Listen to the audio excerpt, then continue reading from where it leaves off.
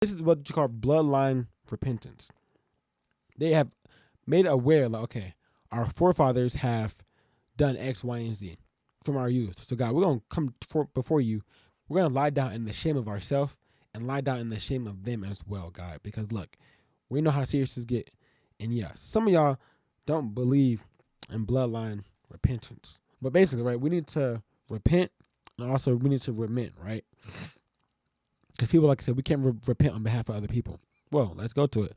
So Leviticus 26:39 through 40, and then verse 42. Right, Leviticus 26:39 through 40, and then 42. It says, those of you who are left will waste away in the lands of their enemies because of their sins. Because of their ancestors' sins, they will waste away. But if they will confess their sins and the sins of their ancestors, their unfaithfulness and their hostility towards me, I will remember my covenant with Jacob and my covenant with Isaac and my covenant with Abraham, and I will remember the land. Right?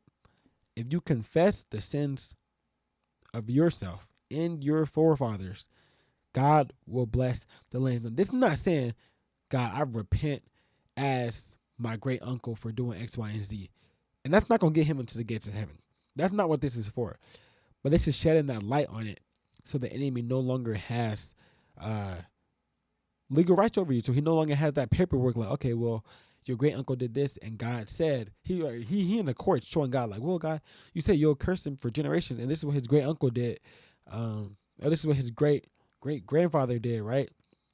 He did X, Y, and Z. You say you'll curse him for generations. So as you repent on that behalf, that sin, it gets thrown into the remission of sins, right? God no longer sees what they did. Well, at least on account of you. They're going to have to take that one-on-one up with God when they get there. But at least on the account of the generational curses that we're talking about here, God no longer sees that, so the enemy don't got the evidence no more, right? Real talk, real rap, no cap. I ain't capping y'all. So Matthew 5:25, it talks about, right? It says, settle matters quickly with your adversary who is taking you to court. Do it while you are still together on the way, or your adversary may hand you over to the judge, and the judge may hand you over to the officer. You may be thrown to prison. So it's like the devil is a liar, but when he's talking to God, he low-key spitting the truth. That's the only time he's talked the truth. That's when he's talking to God, right? He's like, God, I got the rap sheet. I got the paperwork. This is what they did. He might be a liar and a deceiver, but one thing he don't tell the truth about is this is a sin. This is what they did, right? He got the piece of paper, right? He already wrote out everything that you did. He said, X, Y, and Z, they did this, they did this, they did this. Because it's in court, right? You can't lie in court. And he's bringing that to God. And God is like, well, I guess you're right. Technically, you're right. By all means, go do what you want to do to him. So if you get to start asking God for stuff, God break this covenant, God break these altars, God break all this stuff, the enemy going to court like, God, he wants you to break these covenants, but he didn't repent about this, so it's still here. And remember, right, when you repent, our sins are thrown into remission, right? They literally are cast out into the abyss, and God remembers them no more. So imagine like you go to court and you just pour water all over. Someone pours water all over your files, and your files get corrupted. What are you going to say to the judge? Oh, give me a couple of days. I'm going to get some more evidence. It's like, no. And it's the same thing with the enemy. It's like, okay, if we repent about X, Y, and Z, his files just disappear. They're gone. He has no evidence to show to God. Like, and it's like, bro, the enemy, he has legal rights over you. Technically, right, in the court of law, as long as you don't repent for something, bro, he has those legal rights to basically do whatever he wants to do towards you. It is what it is. And unfortunately, it just is what it is, bro. That's why y'all need to repent. And this is the power of why we need to actually denounce, right? Renounce and come out of agreement with these covenants, y'all. Because if we don't speak it, it's still there. And I'm going to give y'all the perfect example. Go to Genesis 20, 1-7 real quick, right? Until we renounce something publicly with the heavens and earth as our witness, we're still in that active covenant. We're still in that active agreement, right? We're still subject to the curses of it. So, example, look at Abraham and Sarah. So in that Genesis 20, I just told y'all to go to that. Y'all should already be there right now.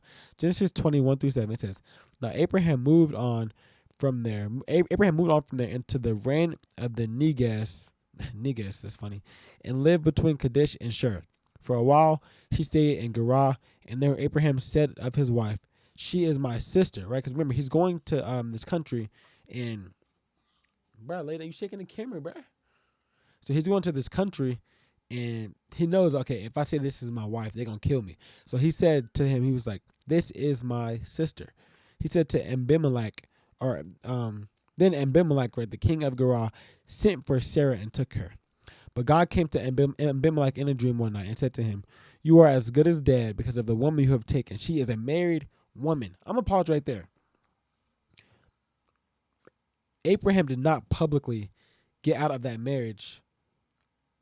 Yo, hey, go lay down right now. Lay down. You're tripping, bro. Abraham did not get out of that marriage, right? He did not, in front of that, he did not basically get out of a covenant with his wife. He did not get out of agreement with his wife, right? So because of that, just because you say, oh, well, this is my sister, it don't matter. Y'all are still married. And God was about to rain down fire and curses and sicknesses and everything on Ambimelek because that covenant was still active, right? And verse 4 says, now Ambimelek had not gone near her, so he said, Lord, will you destroy an innocent nation? Did he not say to me, she is my sister? And then she also said, he is my brother? So just because they both said it, right? Then God said to him, yes, I know you did this with a clear conscience, so I have kept you from sinning against me. That's why I did not let you touch her. Now return the man's wife, for he is a prophet, and he will pray for you, and you will live. But if you do not return her, you may be sure as dead, or you may be sure that you and all who belong to you will be dead. So it's like, bro, God still looked out for him, even though he had a clear conscience, right? Even though he, okay. I don't be wanting to speak on Greek life, bro, but the guy has been putting on me heavy.